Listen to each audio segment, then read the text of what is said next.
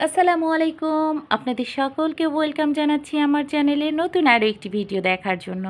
আজকে আরও একটি নতুন রেসিপি নিয়ে আপনাদের মাঝে হাজির হলাম। আজকে খুব সহজভাবে আমি ডিমের কোরমার রেসিপিটা আপনাদের সাথে শেয়ার করব। চলুন তাহলে দেরি না করে ঝটপট রেসিপিতে যাওয়া যাক। প্রথমে আমি কিছু ডিম সেদ্ধ করে নিয়েছি, এরপরে ডিমগুলোর খোসা ছাড়িয়ে নিয়েছি।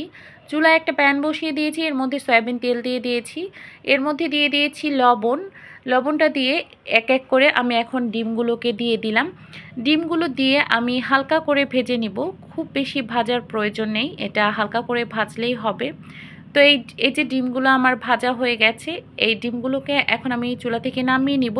চুলায় আর একটা প্যান বসিয়ে দিয়েছি, এর মধ্যে দিয়ে দিলাম সয়াবিন তেল। এখানে হাফ কাপ সয়াবিন তেল দিয়েছি আমি, আর এখানে দিয়ে দিচ্ছি পেঁয়াজ কুচি। এখানে 1.25 কাপ পেঁয়াজ কুচি আছে। পেঁয়াজ কুচি দিয়ে এর মধ্যে দিয়ে দিলাম এলাচ, দারুচিনি, তেজপাতা। এবার আমি পেঁয়াজ কুচিটা হালকা ব্রাউন কালার করে ভেজে নিব। হালকা ব্রাউন কালার করে ভাজা হয়ে গেলে এখন অল্প একটু পানি দিয়ে দিচ্ছি, যাতে করে এখন যে মশলাগুলো দিব সেগুলো পুড়ে না যায়। এখানে দিয়ে দিলাম স্বাদ মতো লবণ, জিরা গুঁড়া, ধনিয়া গুঁড়া, মরিচের গুঁড়া, আর দিয়েছি কালো গোলমরিচের গুঁড়া। টক দই দিলাম, দিয়ে দিচ্ছি এখানে আদা রসুন বাটা, আর দিয়ে দিলাম এখানে বাদাম বাটা। আপনারা যে কোনো বাদাম চাইলে দিতে পারেন, আমি এখানে বাদাম বাটা দিয়েছি। এরপরে এই মশলাগুলোকে খুব ভালো করে আমি কষিয়ে নিলাম। মশলাটা যত ভালোভাবে কষানো হবে ততই ভালো হবে।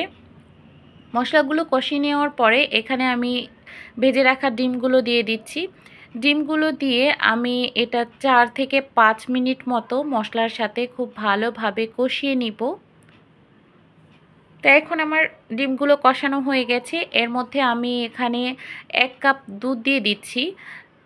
আপনারা চাইলে দুধের সাথে পানি মিক্সড করে দিতে পারেন, বা শুধু দুধ দিয়েও করতে পারেন। তো আমি এখানে শুধু দুধ দিয়েই করছি।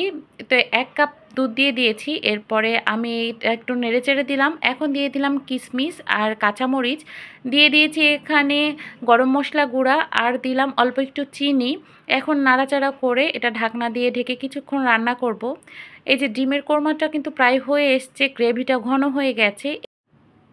এখন আমি এর মধ্যে দিয়ে দিচ্ছি হাফ চা চামচ কেওড়া জল। এরপরে এখানে আমি দিয়ে দিচ্ছি প্রায় 1 টেবিল চামচ মতো ঘি। এখন আমি ঘি আর কেওড়া জলটা দিয়ে আবারও ভালো করে নাড়াচাড়া করে দিচ্ছি। তো আমার ডিমের কোরমা কিন্তু রান্না হয়ে গেছে, আর 2-3 মিনিট মতো চুলায় রাখবো, এরপরে চুলাটা বন্ধ করে দিব। তো এখন আমি এইখানে দিয়ে দিচ্ছি পেঁয়াজ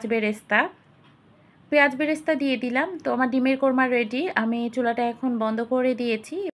আমার ডিমের কোরমা তৈরি হয়ে গেছে, দেখতেই পেলেন কত সহজভাবে আমি আপনাদের সাথে রেসিপিটি শেয়ার করেছি। আর এই ডিমের কোরমাটা কিন্তু খেতে খুব মজা হয়। আশা করি আপনাদের আমার এই রেসিপিটি ভালো লেগেছে। সবাই ভালো থাকবেন। আল্লাহ হাফেজ।